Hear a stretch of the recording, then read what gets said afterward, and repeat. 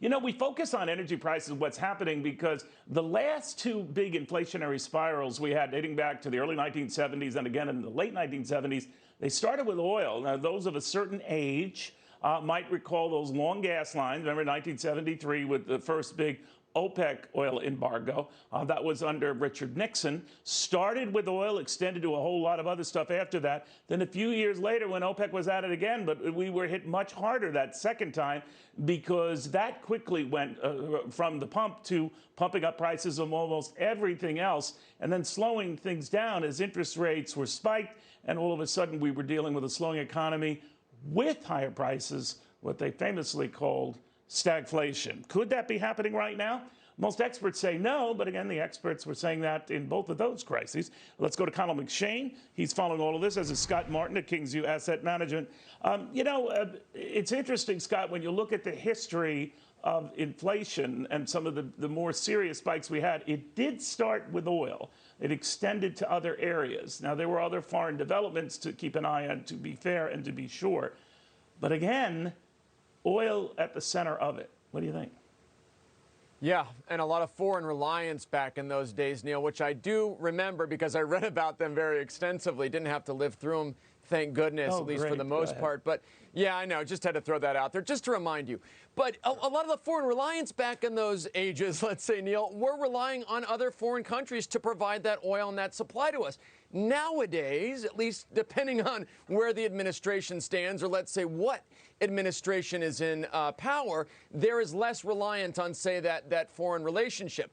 The other issue, though, if you just look at production in general of things that are out there that we use every day, oil is such a big part of so many things that go into what we use and what we have in our daily lives. So when you have a spike in oil prices, like we've really seen, frankly, over the last several months, it does still bring up that fright of some of those days in the 70s when oil prices went up markedly and that affected final prices of goods at the consumer level. You know, you think about it too, Conal, we have much faster markets, headier markets that can change on a dime, a lot of dimes at that. So the reaction can be swift, and it can also be, headaches. And I'm just wondering now, localized as this is on the energy front, some of the other pressures, for example, on food-related items have eased a tad, not a lot, but they've eased a tad. When you're out on the hustings and you're going around the country, how big a factor those higher gas and energy prices? I think for now they are a big factor, and one of the many areas that we see rising prices. I think that same book that Scott read about the 1970s, though, would say that when you look back on that time, you also realize that there were mistakes made on the policy front, and we'd have to rely on the Federal Reserve under Jay Powell to make the same sort of mistakes that the Arthur Burns Federal Reserve made back then. And Powell, as he's been speaking in recent days, has been adamant that they're going to avoid having history repeat itself. I think the one thing right now, and some of those numbers that we just flashed up a moment ago, speak to this argument that I think is the reason why the so-called experts don't see this as a huge problem yet. You can really make a logical argument that this is a temporary spike we're seeing in prices. I mean, think about, we've been traveling a lot for, reporting on a number of stories. It's tough to get a car right now, a car rental. So there's a shortage there. There's a shortage, certainly, of workers that maybe gets resolved later in the year. The shortage of computer chips that we reported on over and over. So some of the shortages that we're seeing will likely resolve themselves over time. So the idea of the higher prices in the energy market spreading all over and leading to, long-term higher prices across the board does seem to be less likely. And I think that's what Jay Powell's talking about, and hopefully he's right. We've been also following Bitcoin. That's a proxy. If things get, a little tenuous or a little dicey, people, flood to Bitcoin as they flood to gold. Mark Cuban comes along and says, Scott, that as things stand now, Bitcoin is better than gold. Now, he's a pretty successful investor in his own right, so he's not giving up on it, even with the whipsawing. What do you make of that? If you've got Mylanta handy, yeah, Bitcoin is okay. I mean, Bitcoin is crazy. I mean, look at some of the movements overnight, Neil, in Bitcoin in the last just few days. It's been wild. We like gold better just because it's less volatile. I believe it's still a little bit more say, reliable from a price standpoint.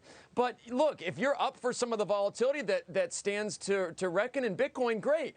You just got to buy on some of these dips. I mean, you really have to buy when it's darkest before dawn in Bitcoin. But it is, to your point, a declaration, as kind of gold is, against government policy in this case. All the printing that's going on, all the spending that's going on in D.C., tax policy coming down the road here. Asset classes like Bitcoin, like Ethereum, like gold, in our opinion, which we own, those are asset classes to hold in your portfolio as a subsequent hedge to further erroneous government policy that's sure to come down the road here. You know, this battle, you know, back and forth with the Bitcoin bulls versus the bears, obviously a great deal is predicated on having it available, having it readily available. And I guess, you know, Connell, when China cracked down on mining and even cracked down on countries that do mine it and explore for it, that there was this thinking here, well, you might not be able to get your hands on it anyway. But I would always think that would help the underlying Bitcoin arena, all the cryptocurrencies, and that it would be a limited amount of supply for which is a considerable amount of demand. I haven't seen that part work out, though.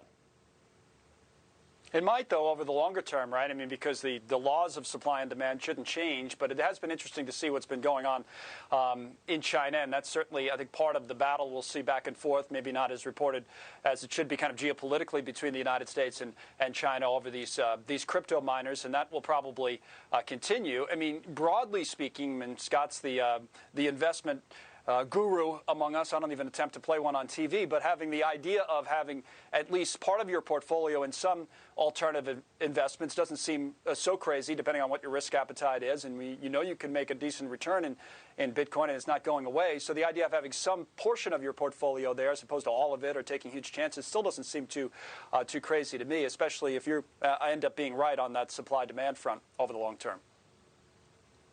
I like to put all my kids' education money on the line with Bitcoin, just for the hell of it. Just to see, all right, this works out, kids.